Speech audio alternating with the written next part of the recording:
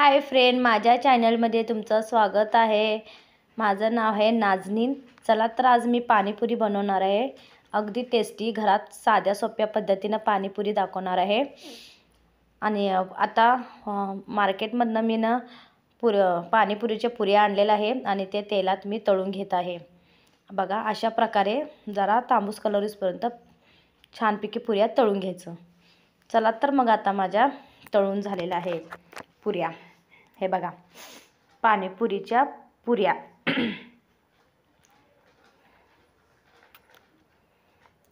अगदी टेस्टी आणि साध्या सोप्या पद्धतीने। मग आता कुकरला मी बटाटो आणि वाटाणा शिजायला घातलेला आहे।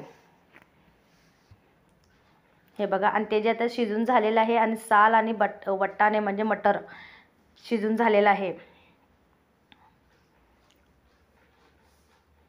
आणि साल वगैरे काढून। आणि चला तर माझं झालेलं आहे। आणि आता मी चाट मसाला घालत आहे टेस्टी यायला।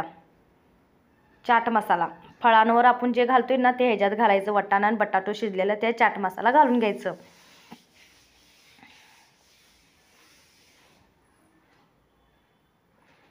आता काळं मीठ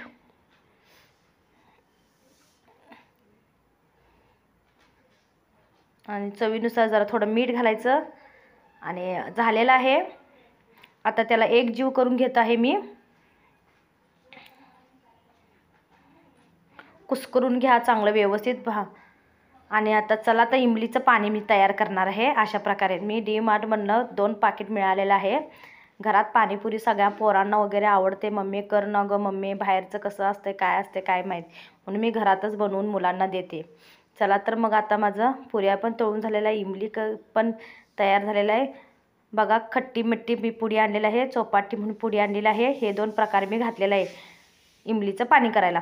आणि पुऱ्यांना असं मी होल पाडत आहे। किंवा आता मी बटाटू आणि वाटाणा ते जे आणि चाट मसाला घातले ते त्याच्यात आता मी घालणार आहे। आणि अगदी साध्या सोप्या पद्धतीने मी बनवत आहे, अगदी टेस्टी। चला तर मग आता माझ्या ते मी हे करून झालेलं आहे। आता त्या पुऱ्यांना मी होल पाडून झालेलं आहे माझं। आणि आता मी आणि माझं इमलीचं पाणी पण तयार करून झाले। बघा, अशा प्रकारे मी केलेलं आहे। आणि आता ते पण हे पण छानपैकी चाट मसाला घालून वाटाणा आणि बटाटोला चांगलं भिजलेलं आहे। आणि आता मी पुऱ्यांमध्ये आतमध्ये घालत आहे। बघा, अशा पद्धतीने थोडं असं घालत आहे। आणि पोरांना तर खूप आवडते, म्हणून तर मी असं महिन्यातनं 2-3 वेळा तर नक्कीच पाणीपुरी मी बनवत असते। आणि आता त्या पुऱ्या मी ते घालून घेतलेलं आहे। आता बारीक कांदा चिरलेला आहे, ते पण वरनं मी कांदा घालून घेत आहे। अगदी साध्या सोप्या पद्धतीने पाणीपुरी आपण घरात बनवू शकतो, काही अवघड नाही आहे। आपण DMartला गेलं तर सगळं अवेलेबल आहे। हे सगळं पाणीपुरीची वस्तू आपल्याला लगेच भेटतात, ते आपण घेऊन येऊन घरात व्यवस्थित बनवू शकताय। कांदा चिरून घातलेला आहे। आता मी इमलीचं पाणी घालत आहे। हे बघा, जितकं तुम्हाला भरून घालायचं तितकं तुम्ही घालू शकताय। खूप टेस्टी छान।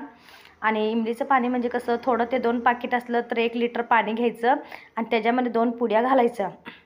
चौपाटी आणि खट्टी मिठी पुडी, हे 3 प्रकारच्या पुड्या, हे 2 प्रकारच्या पुड्या त्या पाण्यात घालायचं। अगदी साध्या सोप्यात आहे, म्हणून इमलीचं पाणी माझं तयार झालेलं आहे अशा प्रकारे। हे बघा, आता मी घालून झालेलं आहे माझं इमलीचं पाणी। आता मी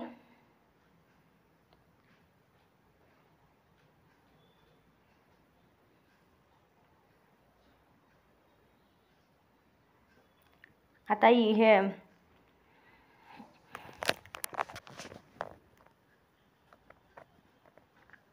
आता खारी बुंदी घालत आहे मी। हे बघा, अशा प्रकारे जितकं तुम्हाला आवश्यकता आहे तितकं तुम्ही जास्त पण घालू शकता, कमी पण घालू शकताय। हे बघा, मी घालून घेत आहे खारी बुंदी। आणि त्याच्यासोबत तुम्ही शेव पण घालू शकताय। अगदी झटपट आणि साध्या सोप्या पद्धतीने मी तुम्हाला दाखवलेलं आहे, काही अवघड नाही आहे। तुम्ही पण नक्की ट्राय करा आणि माझ्या चॅनलला नक्की सबस्क्राईब पण लाईक नक्की करा। आणि पाणीपुरी तुम्हाला कशी वाटली ते पण मला कमेंटमध्ये नक्की कळवा। चला तर आता मी वरनं शेव घालून घेतो आणि माझी पाणीपुरी रेडी झालेली आहे.